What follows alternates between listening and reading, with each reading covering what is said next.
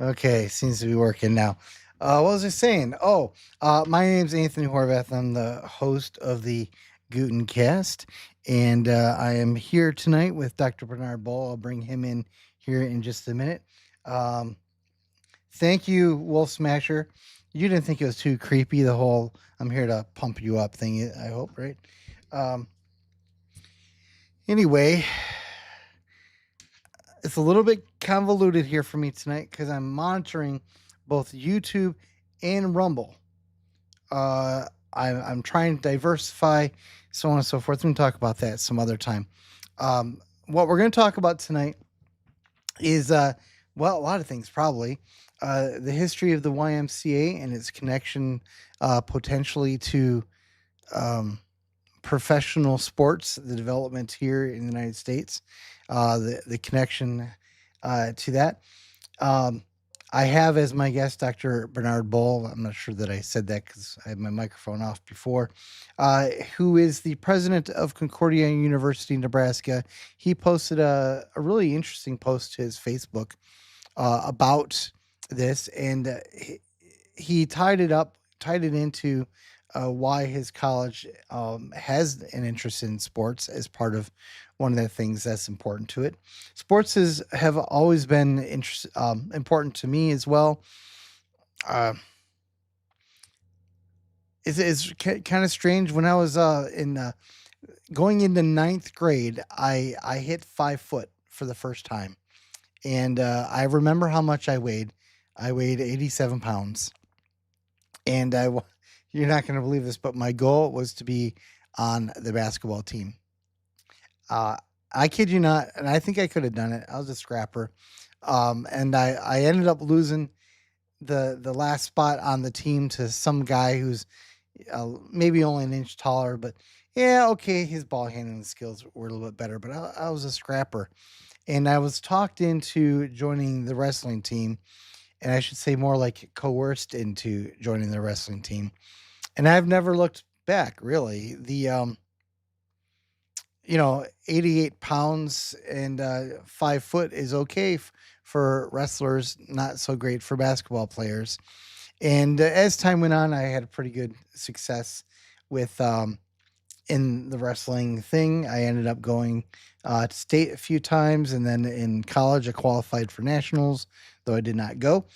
Um, and it was sort of a transformative thing for me. It took me from the proverbial 90-pound weakling to, oh no, I'm switched again. Dang it all! Oh, all right. Hold on.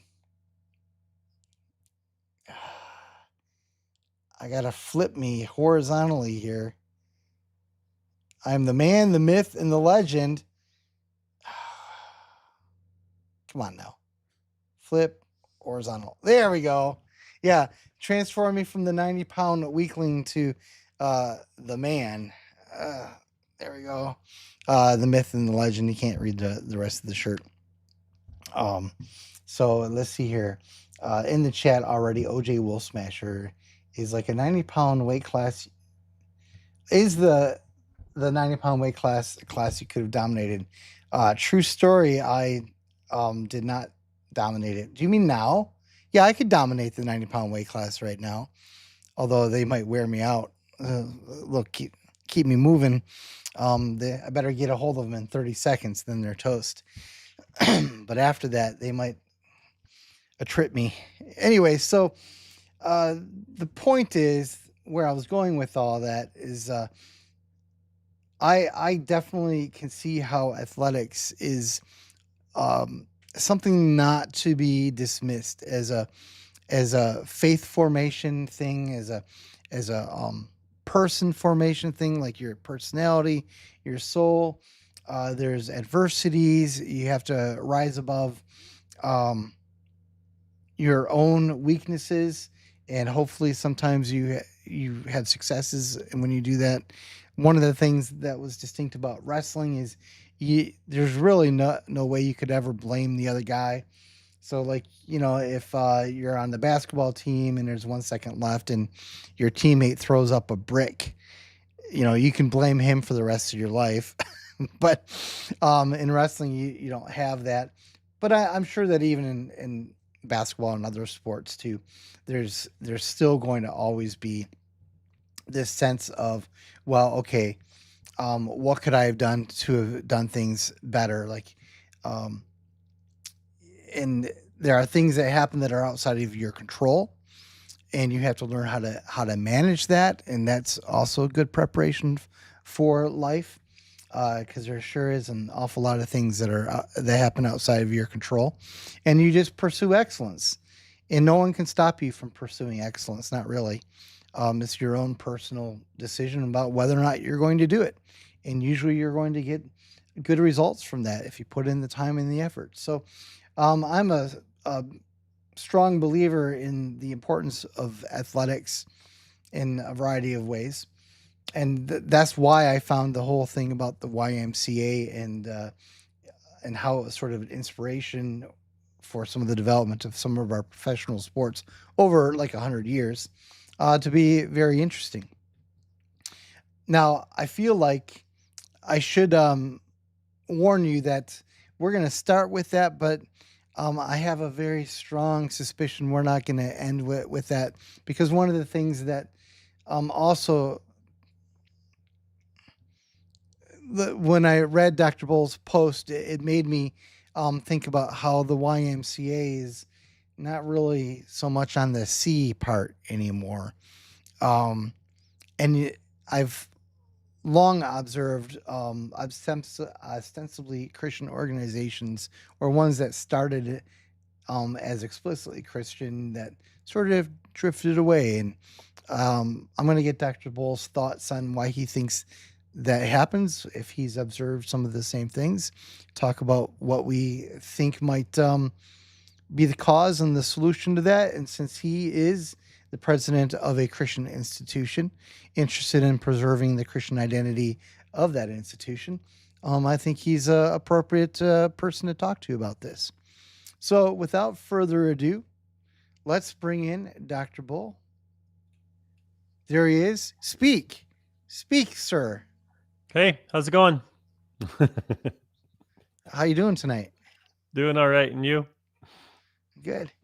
So you can't really tell from the let me just check the audio here. Oh, audio's good. So no, people can't see this from the screen here, but you're like 5 feet taller than me. So I topped out at 5'8" before I started shrinking. You're well over 6 foot, so I'm assuming you did make the basketball team. I did. In fact, I was 6'3" in 8th grade, and and I only grew 1 inch after that to 6'4". Really? But I dunked the basketball for the first time in 8th grade. It was during track season, and we moved the high jump mats into the basketball court, and it was sitting underneath the net. And I picked up a volleyball that was in one of those cages, or a bunch of volleyballs, and I pretended to dunk the ball. I jumped up over the bar and pretended to dunk the ball, like do a double pump reverse, and I Uh, did it. I actually dunked it. I had no idea that I could jump. It was my only ability in basketball. It got me a honorable mention all-state recognition in high school, and I played a little bit in college. But my range was about 4 feet, and I always say God gave me the ability to jump because He knew that's the only way I get the ball through the hoop. I feel like you're being a little bit hard on yourself there. That's Oh probably no, not I'm true. probably exaggerating. I think my range was really 2 feet. Okay. All right.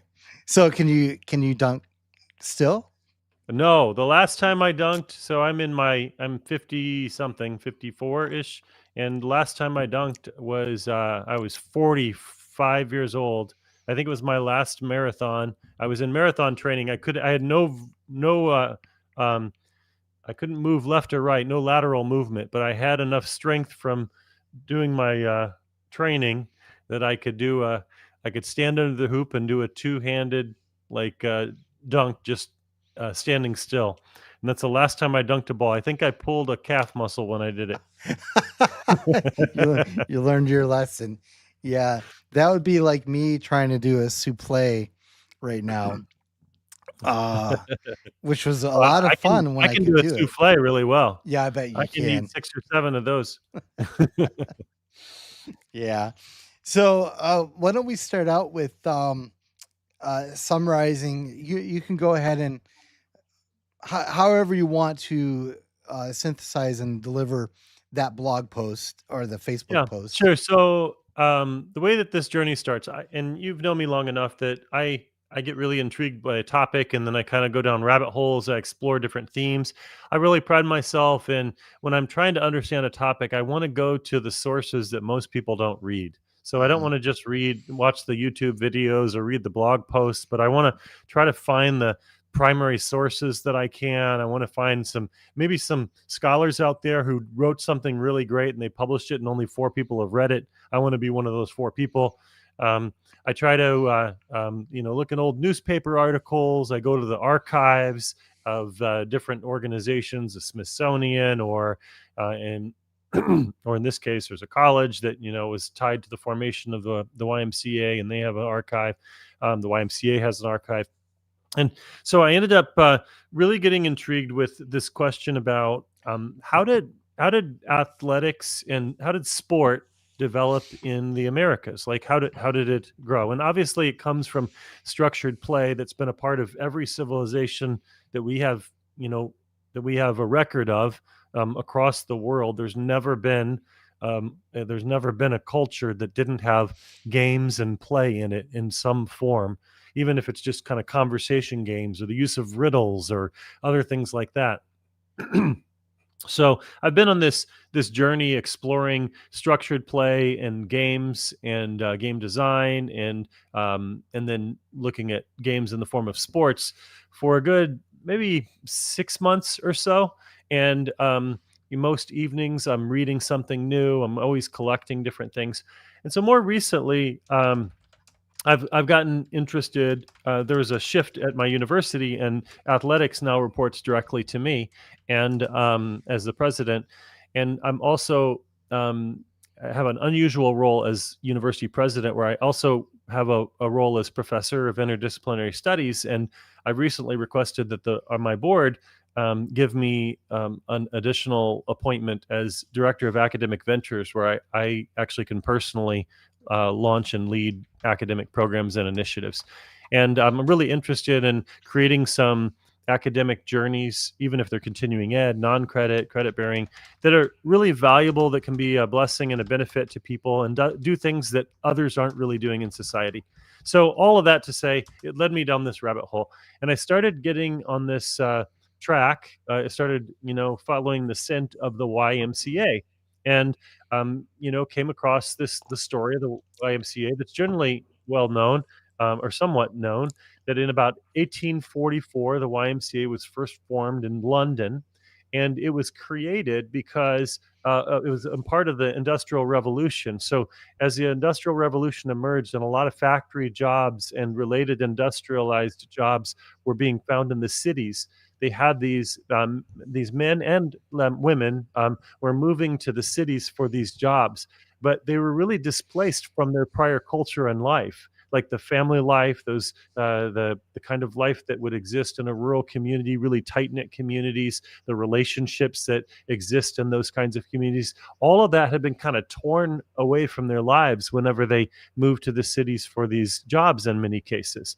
and they just didn't have that sense of community anymore. And so a lot of guys would then spend their time in the brothels and in the bars and in the gambling halls.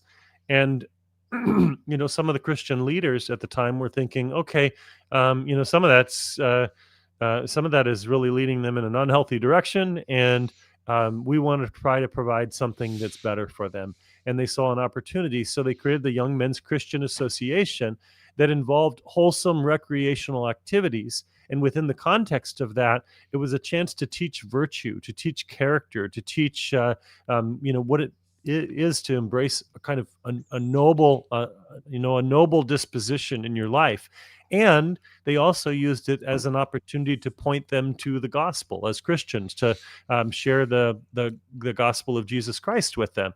And that was the vision from the beginning: teach biblical Christian truth, to these men. And then there were also about 1855, 10 years later, they also created the Young Women's Christian Association with different kinds of activities.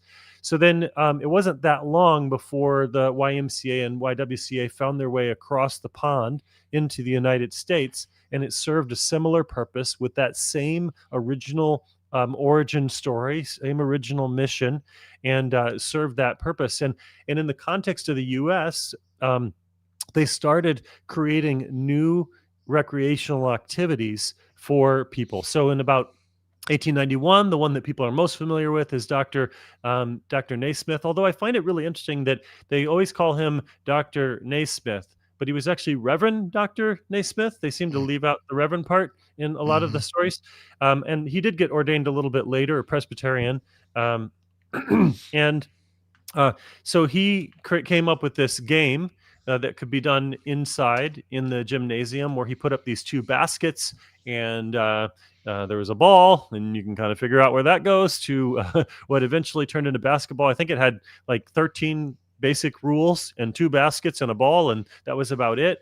And that was in Springfield, Massachusetts. It was connected, I believe, to Seymour College, and and that kind of picked up, and it slowly began to grow. And over time, they added other kinds of sports too. So, for example, volleyball was created by people in the YMCA as well, about 1895, about 4 years later.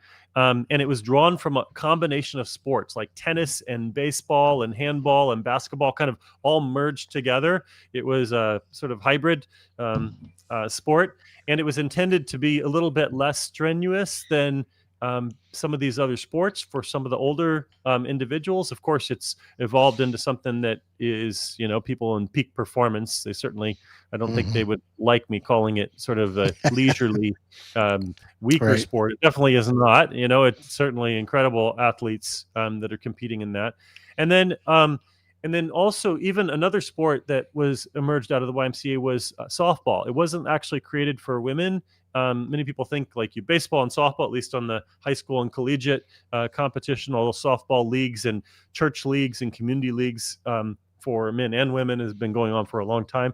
But they created softball to create a version of baseball that could be played indoors in the winter months. And so I just became really intrigued by this, that all of these sports, these three sports that I just described, were literally invented to be an opportunity to nurture Christian virtues and to proclaim biblical truth to people in a time when they were being displaced and disconnected from traditional Christian values and local community and meaningful relationships in many cases.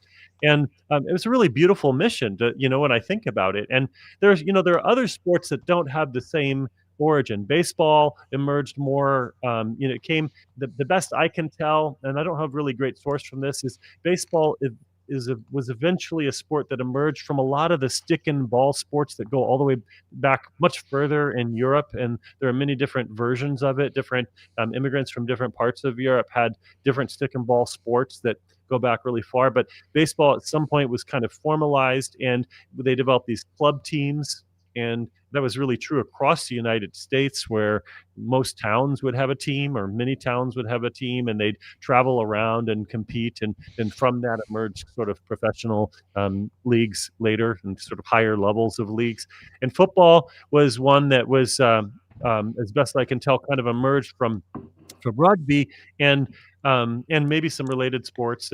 And yet in the 1900s, it was super violent. There was one particular year where there were 18 or 19 deaths and many, many other very serious injuries in a single year, which led to codifying and creating more rules. And it's actually what led to the formation of what's now called the NCAA. So the NCAA was originally created to kind of keep people alive and safe, and to enforce sort of safety measures in the game.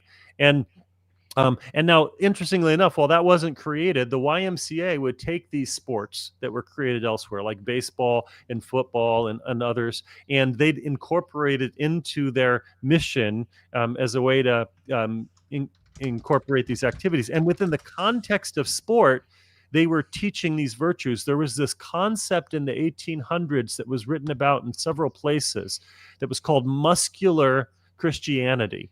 And there was this conviction that just like the mind, philosophy and the arts and music are used to cultivate your sensibilities and clear thinking and so forth, that really teaching virtues and character are well suited for disciplining the body and training the body.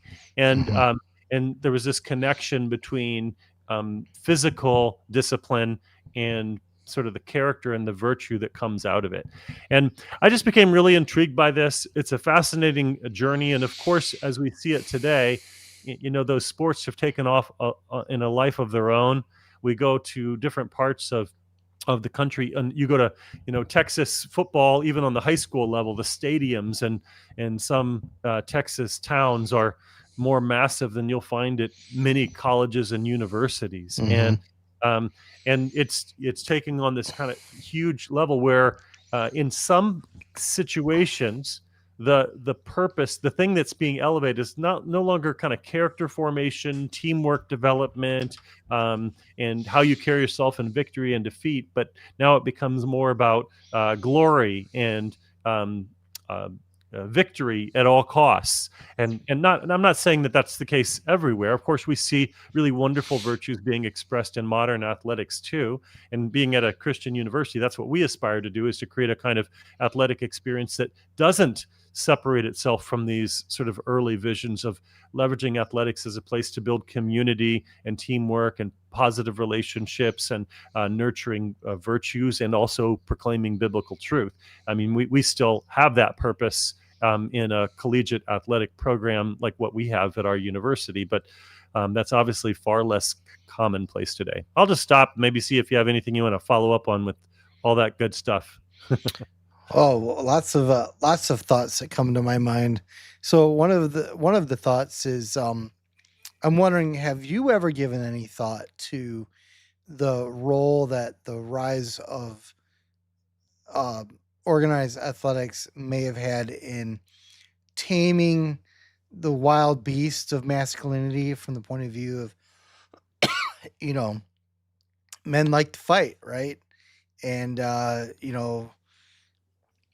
in the old days, if you wanted to fight, you'd get out your hatchet and start chopping people down. But now you don't have to do that. Now you can just put on a helmet and go run someone over. Do you Yeah. do you think that has been a moderating, like an actual reason why we have civilization? Do you think? Right. I think that what's so interesting is, as I mentioned before, we can't find a single culture in the history of the world that didn't use games and play for this kind of purpose. Right? Like even ancient riddles. If you go to Western Africa or Eastern Africa or other places, you'll find every single culture uses riddle games to kind of test people's wit. You'll see all sorts of gameplay. Sometimes the gameplay is to teach skills that are survival skills or hunting skills. They're sometimes the games are used to cultivate a disposition or a way of thinking, carrying yourself, that's necessary to step into manhood or womanhood within that culture or that community. I mean, this is as ancient as humans are. That, like, Hmm. I really do believe that this. I mean, this goes back from the beginning. It's.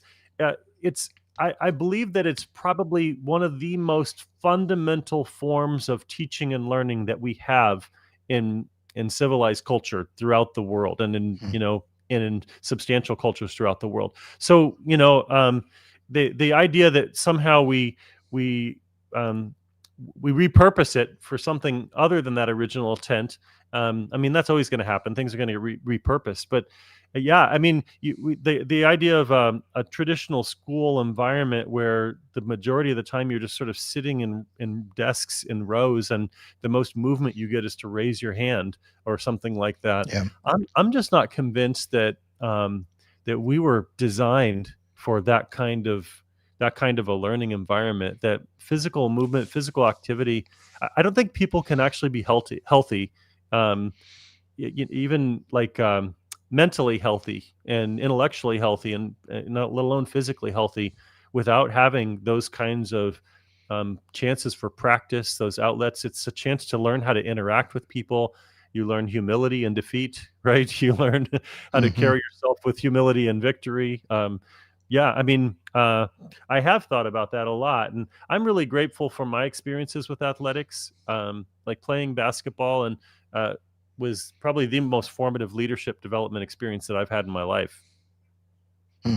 So, well, boys in particular seem to not want to be the one stuck in a desk all day. I'm sure it's women too, but like people have really pointed at the effect on boys and how they're just not really made to be stationary like that. It's not a good way to learn for them. But I have not, except for things like standing desks or other gimmicks, I might call them. I haven't really seen that addressed in a structural way in the education system.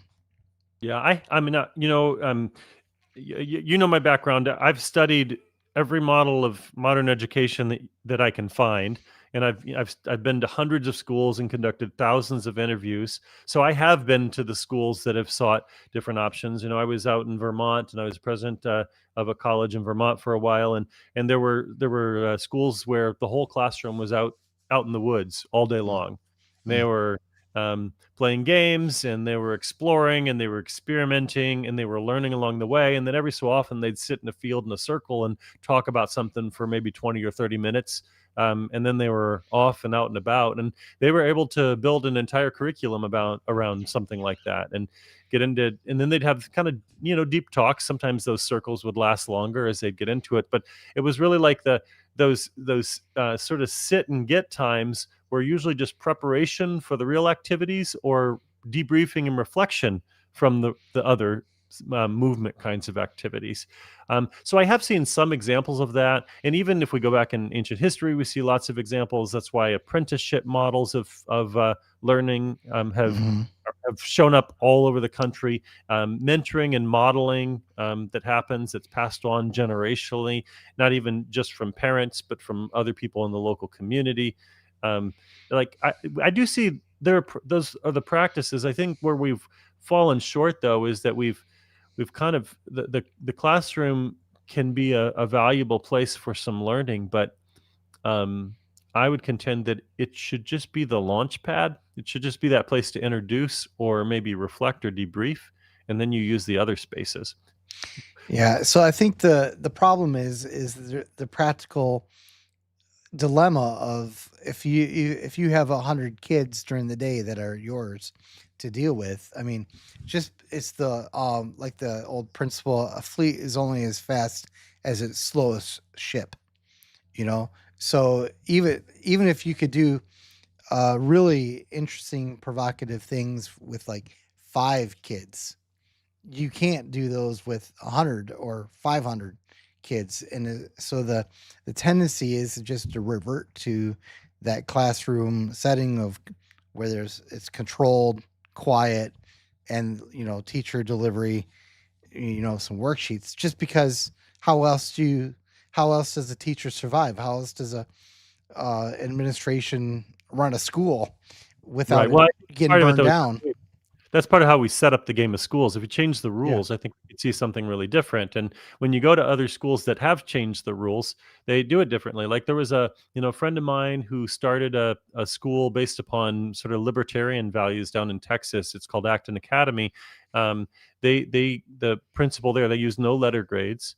Everything is done through kind of projects that they are 6 to 8 week projects. And the students are broken up into groups of 20 to 30, and the teachers are forbidden from using declarative statements. They can only interact with students through questions, Socratic questioning. And the teacher's job is to help design and create the environments for the projects and the learning experiences, but the students are much more hands-on and engaged. And I'm not saying that's the only way to do it, but there are people that have experimented with it and they found it. And by the way, the ratio there is like a 1 to 20, 1 to 30 teacher student ratio. So it's actually financially sustainable in a Yeah. model like that. Well, I think the question would be, can it scale up to 20 million kids?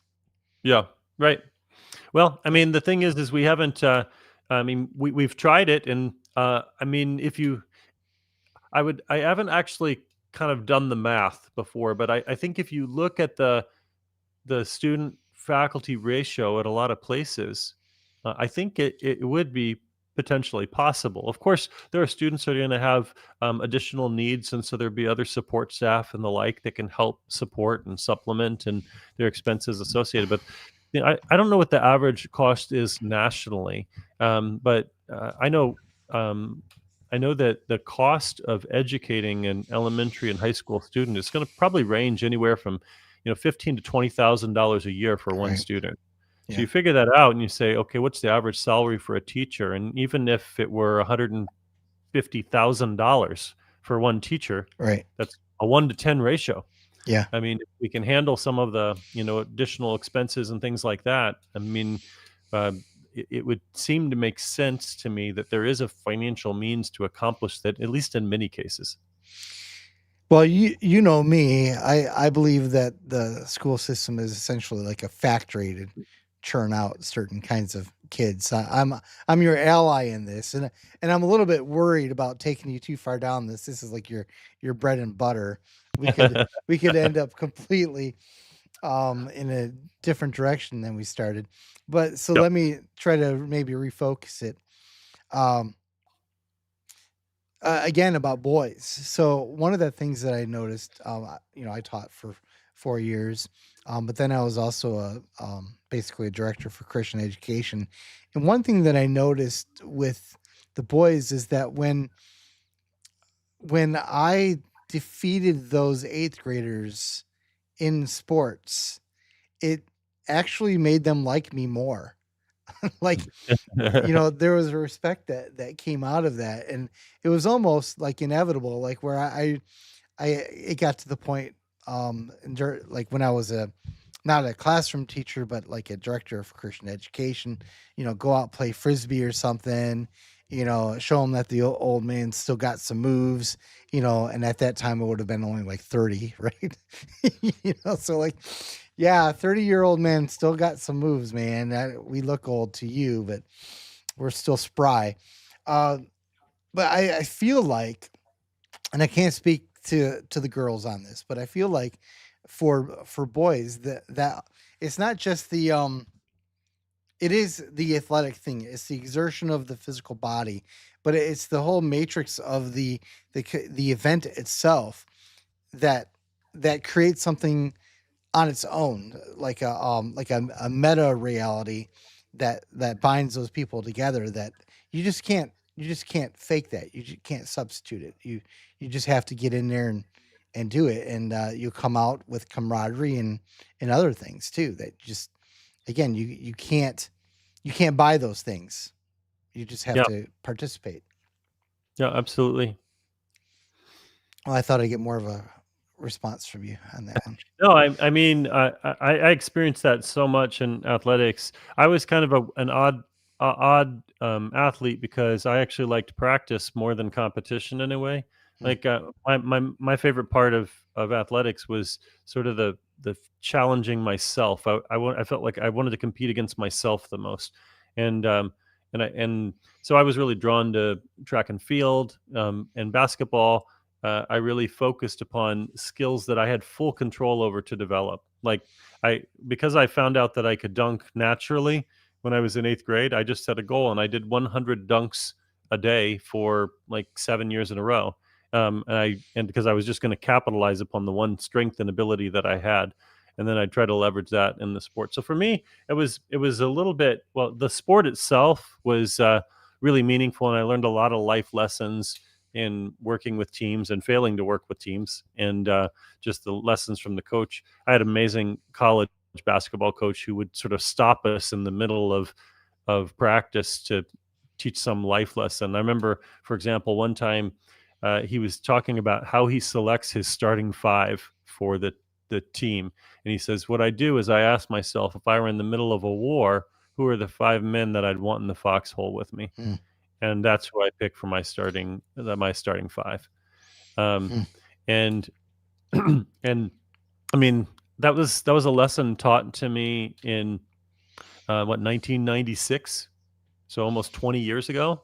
And Hmm. I can vividly remember the conversation and the lesson. There must be something pretty significant about that. And obviously, we learned lessons in our classrooms and all too. But it's sort of in the heat of battle and in the middle of competition, there are those kind of teachable moments that really stick. Also, So what role do you? Um, I know you ended your Facebook post with some comments about, um, continuing to integrate athletics into the core vision of Concordia University there. So what does that look like? You're gonna make every student go out for a athletic event? I mean, what's the as yeah. like a they got to get credits in that sense or what? Well, I don't know. I mean, I'm still kind of working my way through it, but right now we have a great history of using athletics as an expression of our mission, and 60% of our students are student athletes right now, that are on some athletic team. So we do have a large number, and then we have a pretty vibrant intramural um, program as well that allow a lot of students who want to engage in some kind of physical competition to participate. It's interesting this generation too. It's not 100% of the students, but students who are coming to our university when there's a little social media outlet where they kind of introduce themselves to one another and what their interests are. And it's kind of incredible. It's probably 85% of the students note that they like working out. They like something to do with running or some kind of physical competition, or sport or something, whether they're going to be a collegiate athlete or not, that they have an interest in that. So I mean, and I do think the use of club sports is actually growing a lot. So you have kind of your kind of NCAA or NAIA level collegiate competition, and then you have your club sport competition that can sometimes be as or even more competitive than some of the formal, depending upon the sport, like club sports around rowing and other things like that. And then you have your intramural activities and opportunities. Although I will say that one thing I learned when I came to my school is that the students also create their own games. There's actually a game that students invented that's called Vacus. That's a combination of soccer and volleyball played on a tennis court. And I guess you can actually even find and buy the equipment somewhere online. And it was all generated by the students, and the students have some other games that they've designed that's kind of versions of tag and the like that they that they do on campus. So I think all of that's actually meaningful. It's really a valuable part of building community, and there's a lot of informal formation that Hmm. happens through those exchanges. Yeah, well, I don't know. Just to go back to my question, I don't know how wise it would actually be to like mandate involvement in athletics. I don't Yeah. know. You probably don't know this about me, but I almost did not graduate because I nearly failed. I think that I did fail a required walking class. Um, and I just was so offended by this class. I was offended that that I've been on the wrestling team. Um, still like maybe I should back up. Like for some people, the PE requirement was waived for graduation, like the basketball players, of course, right? Um, but not if you were on the wrestling club. Like if you were in the wrestling club, you still had to take the class. And the only thing that fit into my schedule was this stupid walking class. And I just refused to go. I just refused to do it. And when it came right down to it, at the very end, I realized, oh my God, this is my senior year. Like in the last week, I'm like, I don't think I did my math right here. I think I'm about to fail this. I think I'm about to not graduate because of this stupid walking class. And anyway, when I got my paper, the final exam or whatever it was, the teacher kind of gave me a look, and I was like, "Yeah, I failed it." And then I looked at the paper, and it said that I had a D minus, Oh, that and was nice. That was and I'm I'm sure that they're like, Yeah, you owe me kind of a thing. So So I played basketball through my junior year, but for some reason I did have to take a PE class as well. We went to the really, same university, and the only class that fit my schedule was jazz dance. So I took jazz dance, and I remember the person who was teaching it was an adjunct, and she was so excited and proud of us that she wanted us to do a performance for the student body, and it was in a place called the Falcon's Nest that had a tiny little stage, and I had to participate in like doing one of those Footloose style lifts, or not uh-huh. Footloose. What was the other? The Patrick Swayze one, whatever that Yeah. one was. But Dirty Dancing, but it was not nothing dirty. But um, and yeah, I remember doing that, and then I think there was some ballroom dancing too. I think we had people from the local Unitarian church that came over, and we did ballroom dancing with them one time. Yeah. Yeah.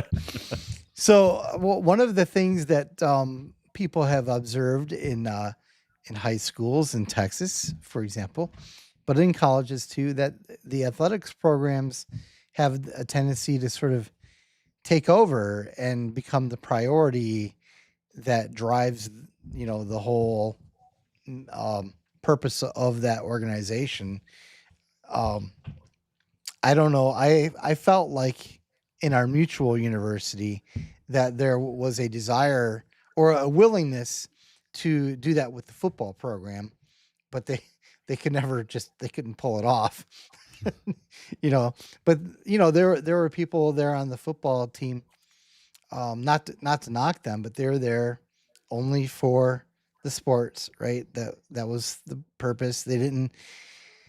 I suppose they went to the required Bible class, but they were not really that I ever saw uh, connected to the ministry of the university.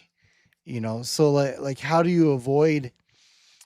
Let me just reframe it. Like this tendency that I'm talking about seems to have actually played out over the years. It doesn't seem like a mere temptation. I think a lot of universities and institutions have fallen for this. How do you propose your university not fall into the Yeah, same trap? right. Well, it starts with picking great coaches. I mean, you want coaches who are there and understand the mission, and yeah, you're never going to find a good coach who doesn't want to win. I mean, all Hmm. coaches want to have a Right. winning team. They want to be competitive. There's no one that's going to come in and say, "I just want to teach kids to love Jesus, and I don't care if we lose every game all year." That's not going to happen on the college level, Uh-huh. and it's going to be hard to find many young people that want to play on a team Yeah. like that too. So there is something that has to be acknowledged, that the sport itself is something that people love and they enjoy, and they want to be a part of pursuing excellence and pursuing victory, even if they don't achieve it all the time. They want to have a chance of getting some victories, right? So there's a component to that. That what I always say is, and I actually personally interview anyone who is a candidate for a full-time position in any part of our university, faculty, if they work in the business office, a coach, anyone, and Hmm. I go through actually theological conversations with them and other things like that. And what I tell many people when I interview them is I say there are kind of multiple levels of readiness to work at our university. Level one is you know how to do the job. You will not get the job if that's the level you're at. Um, Level two is you know how to do the job, and you know our mission, and you want to be part of that mission, and you want to try to be a Christian role model and example for those around you. We might consider you to join the community if you're at level two. But what we're actually looking for is level three leaders, which is you know how to do the job and do it with excellence. You care about our mission. You want to be a Christian role model and example, and you want to actually be part of the spiritual and character formation of this next generation. You want to actually be a mentor, not just a role model. Um, and that's what we aim for. Do we do it perfectly? No organization does that perfectly, but that's what we try to do when we pick coaches. And then the other thing is the coaches have to achieve their rosters, because for a lot of schools, this is part of how we achieve enrollment goals as well, is giving students a chance to do something like they love, like a sport. But the coaches then have to bring this kind of mission to their teams, and when they're recruiting, they need to be really upfront with the players and say, "Hey, we are recruiting scholar athletes, not athlete scholars. That Mm, you are, we are equipping you to think deeply and grapple with the big questions and cultivate a keen intellect, and you can grow in mind, body, and spirit here, and you can also, play the sport that you love and grow and develop and on the team." And so it starts with coaches who do that consistently and regularly, and so you're setting the stage. There should never be someone that comes to our university and they're there for like 6 months and saying, "Wait a second, this is a Christian school? What?" Right? We really uh-huh, messed up if that happens. uh-huh. And similarly, I do say this to I've said this to our athletic teams, and I think they generally embrace it. Is be really careful when you're recruiting someone, um, that that they want make sure that they want an education, that they want to take this learning seriously. They don't have to be a straight A student. They could be someone that is going to have to work really hard to try to find success academically.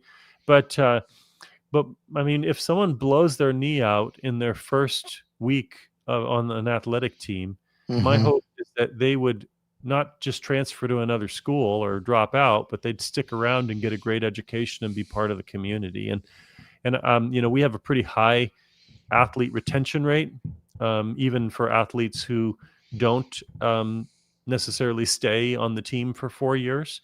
And just overall, our athletes tend to stick around and graduate. It's not perfect, and it's not going to be perfect at any institution, but we do that work kind of intentionally. For me, I feel like it all comes back to the mission. I feel like if any organization um, really loses sight of its mission, it loses a reason to exist. Like and that has to spread into our athletic programs, our academic programs, all aspects of the community. Hmm. So I should just take a quick second. We've got people who have been joining us in and out, to reintroduce us. My name's Anthony Horvath. I'm the host of the Gutencast. I'm an author and a publisher, and gutenbookpress.com is the retail website. We've got about 25 to 30 authors that we publish. And one of those authors is Dr. Bernard Bull, who's with us tonight. The links to his books and mine are in the description.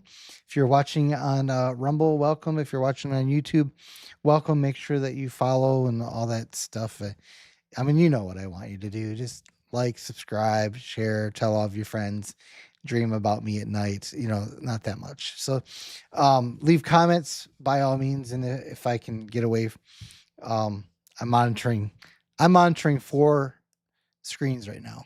So it's a little bit crazy for me, but I feel like I need to focus on my guest and not the chat. But anyway, so far OJ's not working me too hard. So I like what you said. Um I mean, how could you not if you're a Christian, right? So it seems to me like for that to play out, especially at the level of a university, is okay. You've got it. It starts a fish stinks from the head down, right, and vice versa. So you're the president. Um, that's your vision. They hired you presumably because they've heard you express your vision before and they liked it and they wanted to keep it. But then it also comes down to the board too, right? The board itself has to have that vision, buy into it, because if you got people on the board that are like, no, no, that really kind of grates, um, you're gonna have issues, and this is where I think I see the um, the diluting of a lot of these organizations Hmm. taking place, not at the presidential level, but first at the board level. Um, a couple times I've observed where people were made board members of Christian organizations, and they were not Christian at all, but they were very good business people, right? They could do facts and figures and the bottom line stuff, and so they were perceived to be, an asset from that point of view. But it's pretty clear from a scriptural point of view that uh, the mission, the gospel, does come first. And if you put someone in charge of the steering wheel who's not going to steer in that direction, over time you're gonna get a non-Christian institution. Yeah. Yeah, it's interesting too. There have been a lot of great books that have been written about this. This is my latest book. Sorry, it doesn't come from your publisher, but the one I published this summer is called Faithful and Flourishing, A Guide to Excellence in Christian Schools. And it came from studying just hundreds of schools that seem to be flourishing and doing a good job keeping their mission central. And what I found is they can look very, very different from one another, but they all basically ask and answer the same 7 or so questions, and that's kind of what I outline in the book. And the first one that they all ask and answer is, what is our mission? And that sounds like almost cliche, but it's different. And then I don't actually, they don't even have to have a written mission statement. I'm not talking about like modern, business strategy where you have mission, vision, values, goals all written in a dust-covered document that sits on the shelf until accreditors visit. I'm talking about they actually have a mission.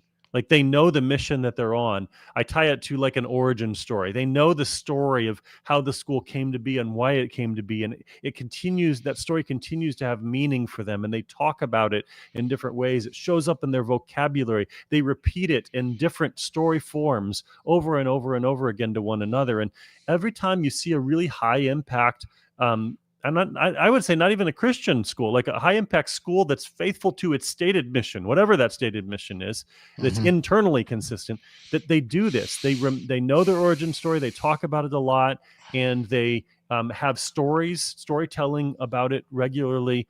And then they as you noted, they have leadership at the board level that takes it very seriously, that talks about it, and they sift their decisions through that mission and through their core beliefs.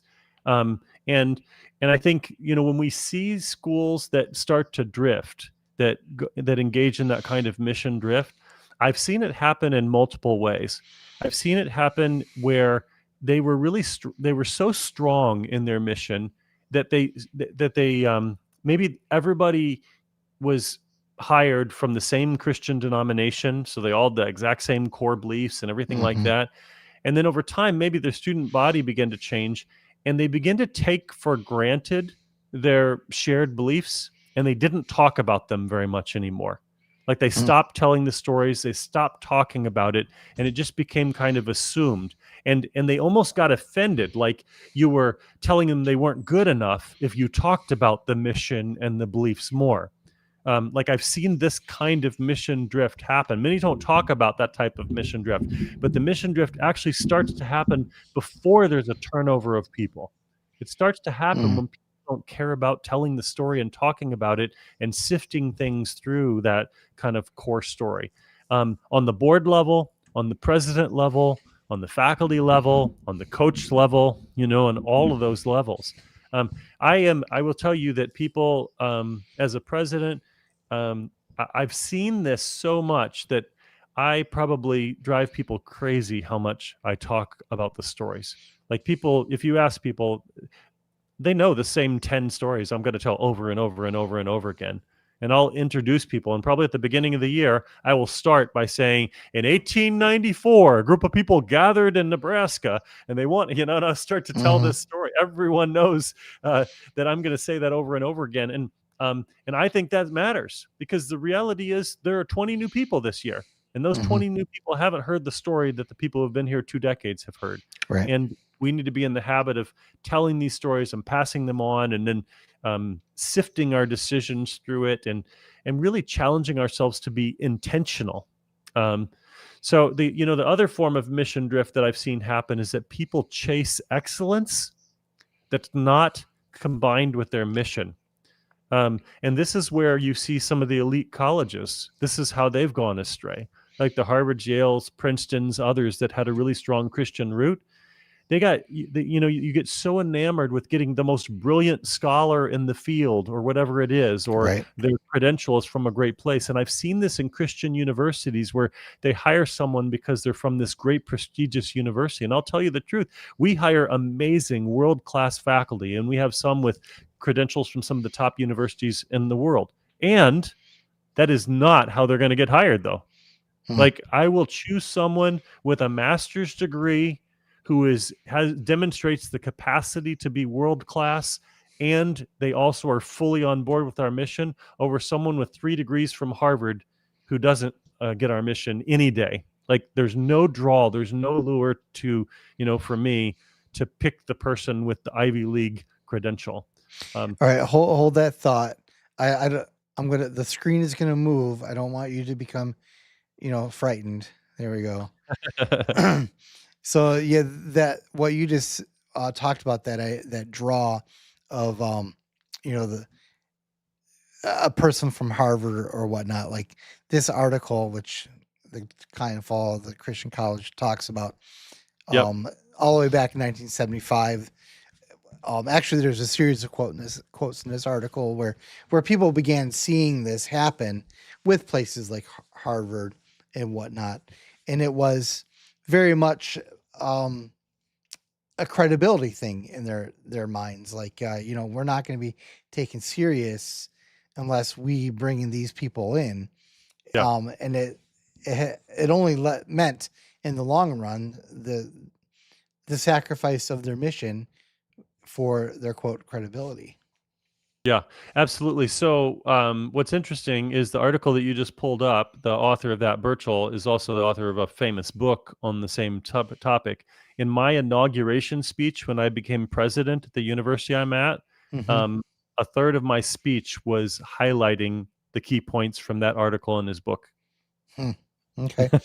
Well, Well, and one of the statements that really stuck with me, and this is specific to faculty, it's kind of going away from the sports thing, but it would apply to coaches as well, is one of the things that Birchall talks about is he says that a key sign that a school is falling away from its mission is when the faculty believe that their first loyalty is to their disciplinary guild, and that over the mission and their Christian confession. mm-hmm. And so what I'm looking for is a world-class scholar in a field whose first loyalty is not actually to that field. Mm-hmm. And that's a little tricky to find in higher education sometimes, right? Where I would say, if it comes down to it, and you have to choose between, being a part of this great disciplinary guild, this field of study that you're in, and the discipline and all the other scholars in that field, and what they say is clashing with clear biblical classical Christianity. I'm looking for people that are ultimately going to, say with the apostles, that judge for yourself whether it's a right to obey man rather than God, and we're going to follow God on this one. Well, I might put you on the spot here. So, I do that sometimes. So Sure. forgive me in advance, but young Earth creationism, or creationism in general, is not welcome. I don't think there's any Christian university that I'm aware of, certainly not in our circles, that has a direct emphasis on presenting, that sphere. I don't even know how to explain it. Like, you're gonna find in the biology class, you're not gonna find a creationist point of view represented that I'm aware of, any curriculum that's out there in the Christian scholarship fields. I would say if you talk to our science faculty, and I obviously have, Yeah. about this, and I think one of the first faculty members that I hired, that I was involved in approving after becoming president, was and is a current and amazing biology faculty member, and we talked Yes. about this thoroughly. And what I would say our faculty do is they do teach what they might call what that the secular world calls conventional science. So they're not going to water it down. They are going to teach the secular understanding of evolution as it will be presented and as they will encounter if they take a job in that field. And they will, and alongside that, they are going to represent a sound biblical Christian understanding of that. And so they will introduce young earth creation. They will introduce intelligent design positions and so forth. That's what they're going to do. And they're not just introducing it saying choose for yourself, that they're introducing it in a way as to try to point people to biblical truth. Noting and acknowledging, though, that there is a conflict between those. There are two competing worldviews that these young people are going to face and navigate when they get out into the world. So do you think that the students emerging from your science program are going to be just as equipped to present an argument for creation as they are the naturalistic viewpoint on science? I don't know about that. I will say that if you were to talk to our science faculty, I don't know if you would find a lot of science faculty who necessarily are big endorsers of what some people call creation science, right? Which is more evidentiary rather than experimental, or if that's the right way to describe it. Yeah, probably not. Science but I would think tell. I know what you are trying to say, though. Yeah, right.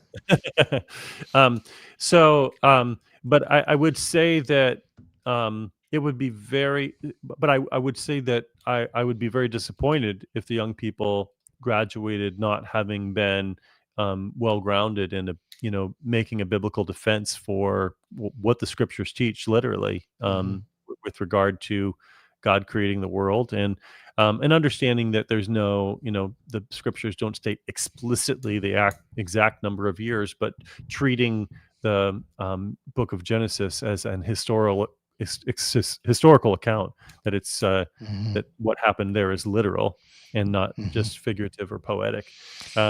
And that the Psalm 19 understanding that the heavens declare the glory of God, and understanding that there is indeed a creator, and the order that we see in the world points us to that creator, even if not in detail of the person of Jesus Christ. We need divine revelation to sort of see that piece, but it is a kind of pre-apologetic or pre-evangelism kind of component that we're encounter in the natural world. Well, you fielded this question as if you've had to field it before. I didn't know I didn't know we were going to talk about this. No, it's good. It's good. And that doesn't mean that we don't have, every institution has room to improve in sort of how we approach these topics. But I've had these conversations with our science, individual science faculty members, and feel really confident in their ability to help students navigate this in a way that is grounded in biblical truth, as our church body, teaches and confesses it. Yeah, well, I know that I know solid scientists who are Christian, who are more than aware of the worldview dilemmas that are here. But I can't say that I've been overly impressed with the willingness to be called out by the world for not being a lot more explicit in the curriculum itself. Like if from a private individual level, yeah, it's great, but within the curriculum or whatever's shown to the accreditation agencies, not so bold. Yeah, I mean, I think we're pretty open about what we believe and teach and confess on these kinds of matters. Again, like, I don't claim to be perfect and know what happens in every single classroom every day, but I think there's a kind of peer accountability even among our community, challenging people regularly to examine their disciplines with the scriptures open. And obviously the scriptures don't speak to every truth claim in every discipline directly, but there is biblical wisdom and there are biblical truth claims that have absolute relevance in pretty much any discipline that you could study. I have an anecdote here, which is somewhat related. A few years back, I was part of a 3-week academy, and they had a guest scholar there from a prominent Christian university, and we were talking. There was only like 30 of us in the program, so I had lots of times to talk with this person, and I asked him to respond to some criticisms from some atheists, and he said, well, they're not credentialed. They're when they get their doctorate, maybe I'll interact with that or whatever. And I remember just sort of so because that's not the way I roll. A couple years after that, Richard Dawkins was asked to speak at that guest scholars university, and Richard Dawkins he went in the big auditorium, and the first thing that he did was he said, "You know what? You all need to. The most important thing I need to tell you is to leave this school and find some place with more credibility and better credentials." And I just thought that was an interesting thing. Basically, the guest scholar and Richard Dawkins were perfectly agreed on this idea of credentials. They just had an entirely different idea of what constitutes credibility. Yeah. Anyway, so take that Right. for what it's worth. No, I mean, I think there's some. I mean, you and I have talked about this sort of offline before as well. I certainly see. Um, I hold people in regard for the fact that they have disciplined themselves to study a particular field and Hmm. to earn the highest degree in the world available in that field. But I am I'm also averse to people who treat it as an appeal to authority, which obviously sort of shuts down conversation. And Hmm. the reality is that it had any claim doesn't have merit because of your credential. It has to have merit on its own. Have you made a compelling case? Have you provided convincing evidence? Have you, have you done the work to actually build the case? And whether that person has no degree or bachelor's degree or master's or PhD, that should be ultimately irrelevant in the situation. Now, what you're describing though is someone saying, "I'm unwilling to have the conversation All right. unless you deem yourself as being eligible for the conversation. All That right. somehow it's off limits unless you have earned this terminal degree." And also, I think it's important for people to note that earning a terminal degree. Let's pick. Here's an example. Let's imagine we have two people. One person goes to an undergraduate institution. They get their undergraduate degree in biology, and then they go straight in, as is common in the sciences. Rather than getting a master's, they go straight into a PhD program, Hmm. and they proceed through the PhD program, and they get through all of their coursework, and they're working on their dissertation, and they have a horrible doctoral advisor who's just cruel and mean and demeans them and ridicules them and just kind of tears them apart and everything. And eventually, they never finish their dissertation, they never defend, and they leave. And maybe they got straight A's and demonstrate incredible proficiency in all their courses leading up to that, and they leave, so they have no degree to their name. And then you take another person who made it through classes with B's and managed to befriend a good advisor who helped them navigate a mediocre doctoral dissertation, and they earned their PhD um, by the hair of their chinny chin chin, and and then you put those two in a room and have them debate. And imagine the one person saying, "Yeah, I refuse to have dialogue with you because Right. you failed to go through the gauntlet that is the doctoral defense successfully." I mean, to me, that um, that's credentialism at its worst. Um, it's where people have really mistaken the credential itself for competence. Now, in the ideal Right. world, the credential should signify a high level of competence, but it doesn't mean that that's the only means by which someone can achieve that high level of Right. competence. Yeah. Well, you don't have to persuade me of that. Right. So, again, we've got people coming in and watching. So, my name is Anthony Horvath, host of the Gutencast, author and publisher, goonbookpress.com. My links to my books are in the description. Our guest is Dr. Bernard Bull, president of Concordia University in Nebraska, also an author, and I have one of his books that we publish, linked in the description. Like, subscribe, all that stuff. We're talking about it. Well, we started talking about the YMCA and how it surprisingly spearheaded the rise of certain professional sports, basketball, softball, and volleyball. I think were the three. But if we're kind of talking about, the other side. What happens when these organizations struggle to maintain the vision that got them going in the first place? I almost don't want to bring up some of these examples, just because, well, I mean, it's a lot of ground to cover, and I don't want to. I know you are in a position where you have to think on the fly, and this is being recorded, and you don't want to, but like there's controversy regarding, oh, you can't see. Well, it's Thrivent, right? Thrivent is a good example of an organization that some of us wonder if they are still holding that early vision. But see if let's just play it safe. What do you think happened with the YMCA? They're not Christian at all anymore. The C is gone. Yeah. I mean, I don't know the story of the YMCA seeming to kind of go in that kind of mission drift. I'm not sure sort of how that played out. I haven't studied Okay. that part of the history and the story.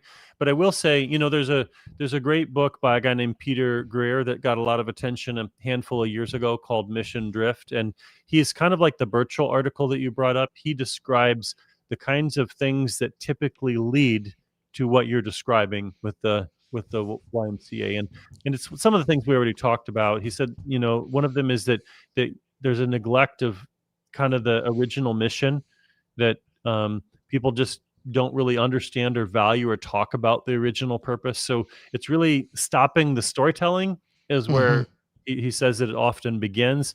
And then another one is that they begin to grow without guardrails, that they start building new partnerships, they start securing new donors, they start reaching new markets with their product or their service. In the case of a university, it would be the students.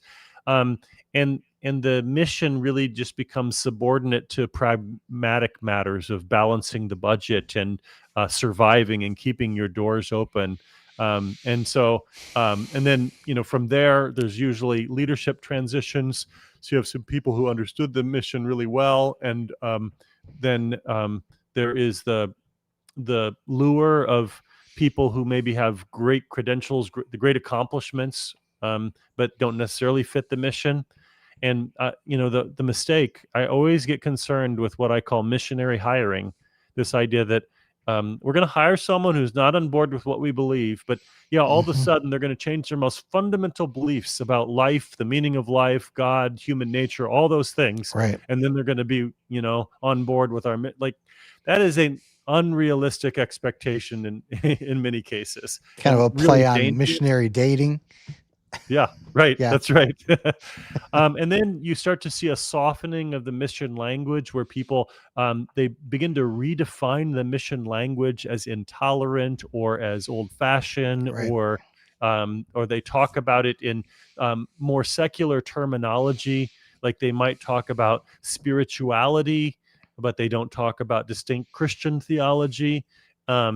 Or they talk about it just in broad terms. They talk about loving your neighbor, or loving the way that Jesus did, but they don't actually get into the details of what Jesus actually taught and what he actually did, and the substance of it.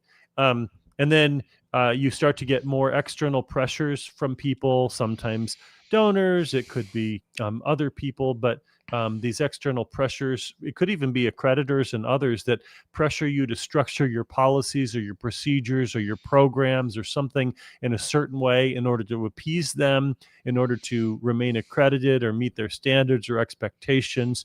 And sometimes it often happens that people do that even when it's not necessary. Like it's almost more often than not, it's used as a justification for change, but it wasn't actually required from the outside entity. Like Mm. you could push back and you could do it.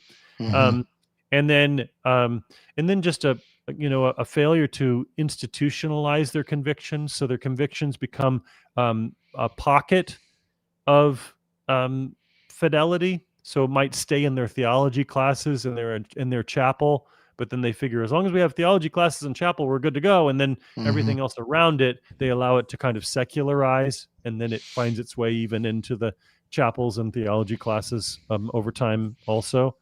Right.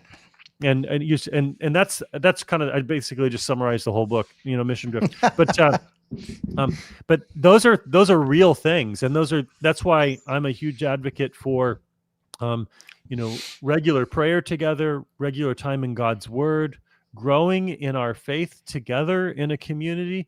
My university, for example, we have 5 priorities in our strategic plan, and 2 of the 5 priorities are directly about our mission. One is about a shared philosophy of Christian education that we all wrote together and agree to abide by, and a fourth one is about lifelong faith formation together, with the acknowledgement that for us to prepare a next generation, we have to be growing. And so one of the things that we added is it's a mandatory course. Any new faculty or staff member that joins goes through a actual course on our mission, and all Hmm. faculty go through a second course that's specific to what they do in their classes.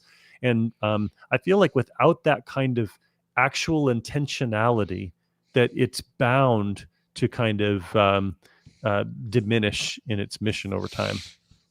Yeah. So a lot of it comes down to money, right? I mean, in a lot of ways, because let's say you generate a new audience or a new group of people who are interested in becoming part of your organization, but they're not necessarily there for the mission.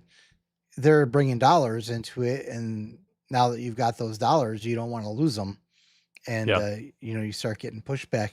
So, like in my mind, I feel like we're looking at a trend that's more than 200 years going here. Um, our frame of reference being the United States, but Europe is filled with empty churches, um, some of which have been co-opted for other purposes, and we see that happening here too in this country. Um, the organizations that I sort of referenced and alluded to um, started out very explicitly Christian, and then are now like, I don't know, maybe the board is Christian, but you know it's hard to find the others. I brought up here this thing about this was recently in the news about SCOTUS basically saying that so the accusation had been that Catholic Charities wasn't religious because they carried out social services for people, got government funds for them, but they never talked about anything religious. They didn't do anything like religious at all in the course of carrying that out. Now, ironically, they won this case. Catholic Charities won this case at the Supreme Court. The Supreme Court said, no one under the U.S. Constitution, at least, can decide how a religious organization is going to carry out its charitable work. And if they want to carry it out without ever mentioning Jesus, then that's their prerogative, basically, right? But to me, like that's like a Pyrrhic victory. It's like, okay, so we can go out, we can do our good works, we'll say them, and we're never going to talk about Jesus, And I guess that's the government says we can do that if we want, and so that's what we're going to keep on doing. And it just like what in this particular example, and there are others that we could have gone into. It's the name of Jesus that everyone is ashamed of, and that we're called to proclaim. And you have institutions that rise up to do that, and then 100 years later, they're like winning a court case that says you don't have to name Jesus. That doesn't seem like a victory to me. Like Yeah. I know it should, but it just doesn't really. Well, I mean, I think if you have to look, I mean, looking on different levels. Obviously, I would say that it's a victory in that the Supreme Court says that no government entity can Right. define what it means, what your religion means, right? Yeah. So it's a win for religious liberty because we don't want outside governments being invited in, or outside government a judge to come into a church body or a Right. religious organization and believe that they have the authority to assess your theological integrity, you know? Yeah. No, certainly, by all means, I'd rather take the Supreme Court win here rather than a Right. loss. But from an internal conversation point of view, like between Christians, then I'd be like, okay, I mean, come on. I mean, they were only able to make this case because you never talked about Jesus when you did your stuff. But I mean, and keep in mind, there's St. Francis of Assisi is known to have given a quote that people love to use regularly, which is And love preach to the hate. gospel. If necessary, use words, right? Yeah. And that is an expression, a Franciscan perspective in Sure. Catholicism. I don't endorse that.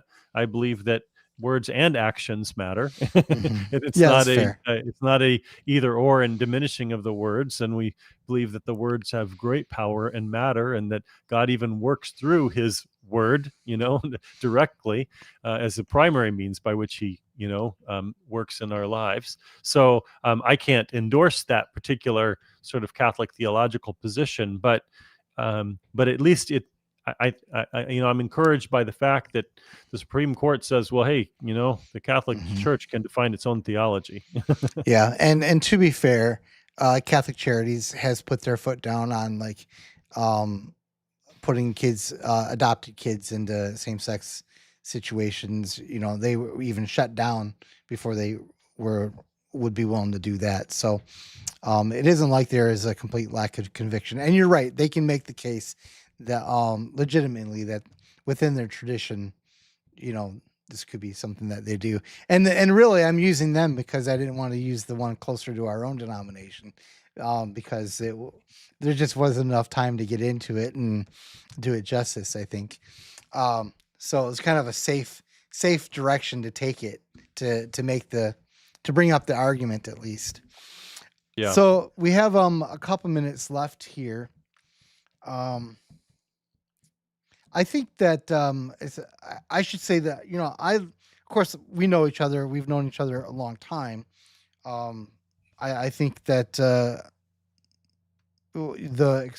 the things that you express are things that I really approve of. I'm glad that you are president of a university, which, by the way, the viewers might want to know one of my sons attends actually.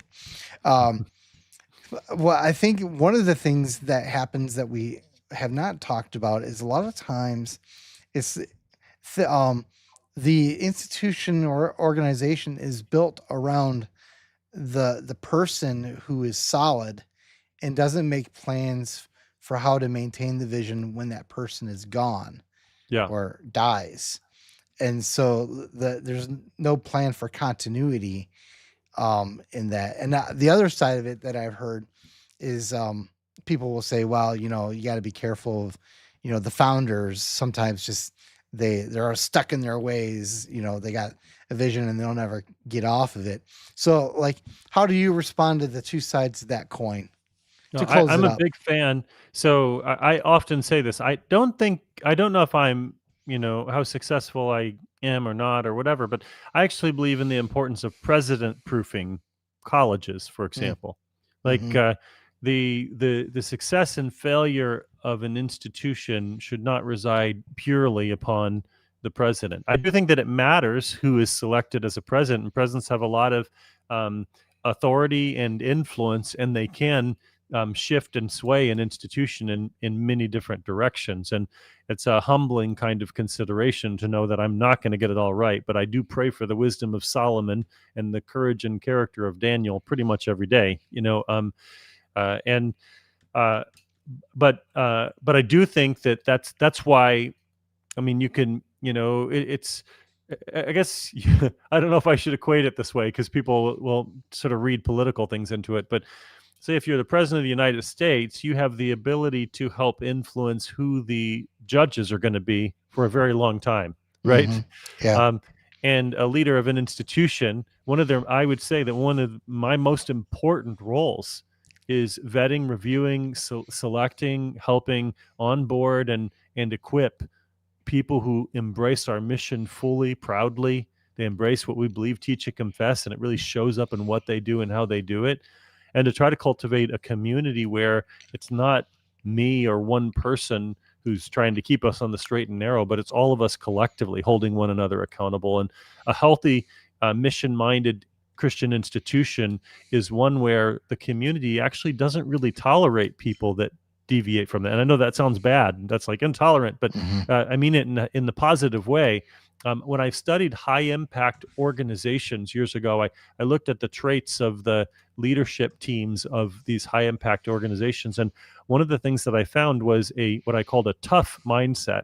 And I took that, I called it that because it was literally when I would interview the leaders or the faculty, and I'd say, well, what happens if you get someone in your community, like a faculty or staff or a leader, who doesn't embrace what you guys believe and who isn't on board with your mission? And their response was tough. Hmm. I mean, it's the mission. The mission Hmm. comes first. This is not a country club that's just about helping everyone feel comfortable with whatever they believe, regardless. Like, I exist to help serve and support the mission of our institution, and I should only be in the role insofar as I'm effective and capable of doing that. And if I'm not, I need to step down. And that could happen tomorrow if I find, if I had a moral flaw that emerged where I no longer demonstrated myself fit, then that would be, humbling and embarrassing and all those things, and it would be the moral thing to do to step down. And I think to build a culture where people see it that way, and understand it that way, so that it doesn't save it forever. This is a perpetual, intentional effort. It has to be, the board and the leadership and the faculty and the staff have to be vigilant, in an ongoing way. That's why you can't stop talking about the stories. That's why you have to be a Hmm. broken record and you have to keep repeating it, because stories can be forgotten faster than people realize, Sure. right? Right. So I don't know if you realize this, but we have a mutual acquaintance that was part of a Supreme Court ruling that the Supreme Court ruled, I think possibly even unanimously, that Christian organizations can hire and fire whomever they want. Um, maybe do you know who I'm talking about? No, No? Maybe we'll talk about that off when we're all uh-uh. done. So I'm gonna give you another chance to say something before we wind it down. But um, we do have some folks watching but not commenting. So um, if you have questions or comments, now's the time because pretty soon here, within 5 to 10 minutes, we're done. So this is your chance.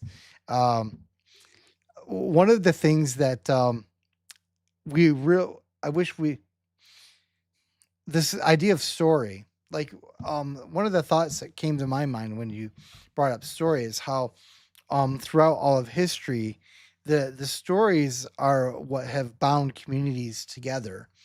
And it's especially when you get into eras of human history where it was the oral history, right? There's not necessarily a written narrative.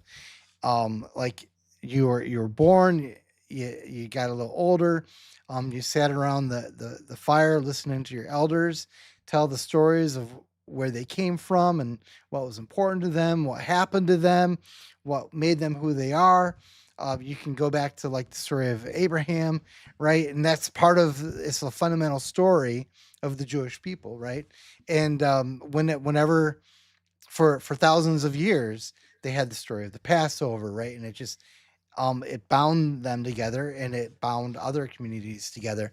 In our society, um, our communities are way too fractured for anything like that kind of continuity outside of just your own family, right? And I think that's for our loss ultimately.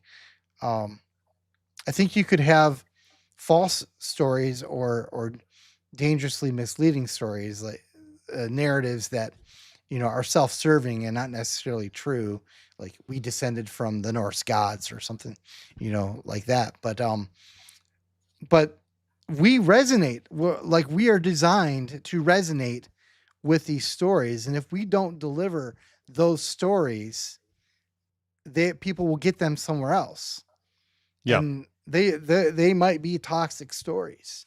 So if you could just bounce off of that before Yeah. we Yeah. sign So off. I will tell a story to illustrate. Okay. So obviously, for us as Christians, the most critical stories to tell and to talk about and to write them on our hands and put on the door frames of our homes and all those kinds of things are the biblical account, their stories and their actual history, right? Mm-hmm. And to retell and to talk about those in all places and to leave room for those to be discussed in any conversation, meeting place, classroom, committee, whatever they might be, and not only to leave room for them, but to intentionally seek ways for those stories to help inform our decisions, to guide our thinking, our conversation together. So that's really important. And then there's a kind of another level of story, which is where there's stories that explain how these stories show up in your community, Mm. right? So I'm going to tell one of those to illustrate how I do this in my organization. Um, I listen, I try to collect stories, I curate them, I try to practice telling them to others, and then I tell the stories broadly and I write about them and so forth. So we had a young man that was interested in being a music major at our university, and we have one of the top, maybe five um, sacred music programs in the nation, maybe even in top 10 in the world. And we have incredible faculty, incredible facility, amazing students who are really gifted in music, and sacred music is key to this. And so I'm sitting in. It's a family that comes through on a weekend, and I personally met them at the campus to take them on a tour because the campus was technically closed. I had notified a couple of our music professors who agreed to meet me over in the music building so I could, serendipitously meet them. And with the student, it was, I kind of joked like it was serendipitous, but they all knew it was Mm-hmm. planned. Anyway, Mm-hmm. we walk in, and then one of our professors, who's our music historian, and he's a very gifted organist, musician himself as well, sits down with this young man. And I'll call the young man Jacob. That's not his actual name. And I just, like I'm a fly on the wall, and I sit and I listen to this conversation. And he says, "So Jacob, you're interested in maybe being a church musician?" Jacob says, "Yes." And he says, "Well, do you like children, Jacob?" And he's like, "Where are you going with this?" And Jacob goes, "Well, I guess so. I mean, I help out. His dad was a pastor, and I help out in our church with Sunday school and VBS and things like that." And he says, "Well, let me tell you a story, Jacob." So this is a story within a story within the story, right? Yeah. um, Yeah. so let me tell you a story, Jacob, of what a church musician does. A church musician has the incredible honor of being one of the first people in the church to teach the stories of God's word to young people through song. And song is a great gift from God. And when you accompany great stories with great music, it's very memorable and it sticks and it lasts. And that child goes home and begins to sing that song on the playground and to his or her parents and siblings and others, and does not even realize that he or she is proclaiming the gospel and the stories of God's love to all the people around. And then you teach that child more songs. And as the child grows, eventually that child becomes a parent. And you know what that parent does, Jacob? That parent teaches the stories and the songs that you taught him or her. And one day, Jacob, that child is no longer a child, but is elderly and is on his deathbed. And he's struggling to even remember the names of his loved ones. But you know what he remembers sometimes, even with his last breath, Jacob? He remembers the stories that you shared in those songs in his childhood. And sometimes they're the last words on his lips before God calls him home. Now, That's a story, you know. And he says, and that, Jacob, is what a church musician does. So I was ready to quit my job and re-enroll in undergrad and go back and become a church musician. And what I loved about that, though, was this is an example of a professor at our university who knows exactly the stories that matter, the biblical accounts that matter to us, Hmm. knows what the story of our institution, of why we matter and why we exist, and is able to even frame it in terms of a story that talks about what it looks like to graduate from our institution, take what you learn and bring it out to a family or a young person or something like that. And those matter. And what's cool to me is the really high impact mission minded entities don't just tell one story. They have a tapestry of stories that all point to the biblical stories, right? It's Hmm. not just rote memorization and saying the same one over and over and over again, but you hear different people telling different stories that all kind of point to the master stories. And I think that's really compelling. I think that's powerful. I think it's one of the more powerful ways to maintain a mission-minded organization. So did Jacob enter the program? Uh, he actually did not. But I think I have a chance. I can't believe that. After that story, how do you not, right? But Right. I actually talked to his parent. I ran into recently, and I have a feeling that he might be visiting campus sometime this year. So maybe we have another Okay. chance. Yeah. So I'll tell you a story. It's a story that I've told my kids. One of the music teachers on your campus was the music director at the high school that I ended up going Your to. department chair. Yep. That's right. And before I got to the high school, I adamant like the elementary school, I refused to be part of the school choir because they sounded so bad, and I just didn't I just didn't want to be a part of it. Like, but I remember where I was. I remember everything about it. They had a chapel.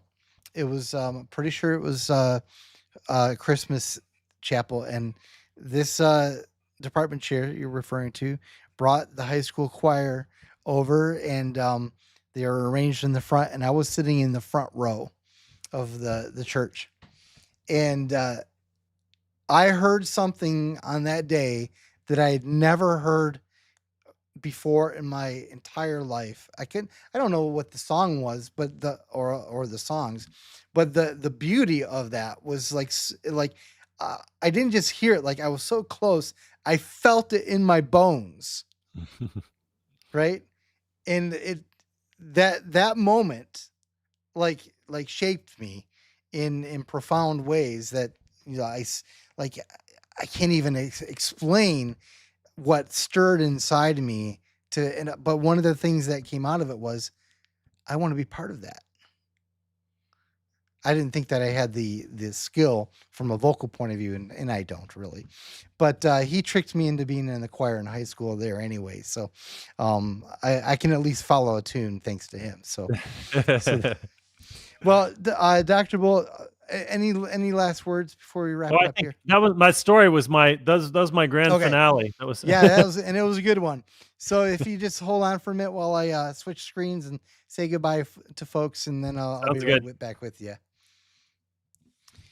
Well, so thanks for watching, folks. Really appreciate it. Um, I'm on both YouTube and Rumble right now, and seems to have worked all right. Oh, yeah, I see someone made a comment about the Supreme Court thing that I was referring to. Um, Yeah, why didn't I see that earlier? I believe that is exactly the case, Mr. Mark Felton. Um, I guess we'll have to talk about that some other time. I want to be respectful of people's time. We aim for about an hour and a half, and we're a little bit over that. So I will just kind of move on. Um, so about the story thing, one of my earliest memories was of sitting in the living room in a upper lower yeah, we'll say lower middle class house, and it was filled with 30 young adults. They were the friends of my parents, and they were from all over, and I just listened to them for 3 or 4 hours talk about all the shenanigans that they got up and involved in. I would have been like, I don't know, 12, and these people would have grown up in the 70s. So yeah, there was a lot of those stories were drug filled and whatnot, but bar fights and falling out of trees and getting in trouble with the law, things like that. And you know, the people in that room had the connection of all those shared stories, and I remember kind of like what I said about the listening to the choir. I remember thinking, man, I wish that I could be part of a community like that that had such interesting, powerful shared stories. And some of that did occur through the college experience, but I've never been in trouble with the law, and I haven't fallen out of trees because I was drunk. So I don't know, but I still remember. I still remember, and I look forward to the day when we can sit around, all 10 million of us or whatever giant numbers in heaven, and hear all those stories. It'll be great. And then as far as what we talked about today with muscular Christianity and the rise and fall of Christian institutions, I think that's definitely something that we'll talk about more, and we might get into some specific examples, like what happened with Harvard and Yale, certain things that have legacies of their own that are harming society. I would say, I don't know if we can do anything about it except for to be prepared for it and make sure that our children are prepared for it and that sort of thing. But always so much to say. I'm going to wrap it up. Thank you for your time. You could have been doing anything else right now, but you chose to watch my podcast. Tomorrow, we're going to be we're going to argue over what was the best sci-fi series: with Star Wars, Star Trek, Stargate, or Firefly. For some people like the Firefly, and that is tomorrow night at 6:30 p.m. Central Time, and we'll have a couple more of my authors on to have that discussion. So watch for that. Thanks for watching. Hope I see you tomorrow. Like and subscribe, all the other stuff. And now with that, good night.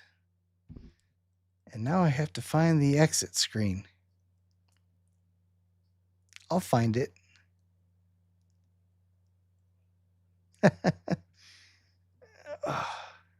Hold on, folks.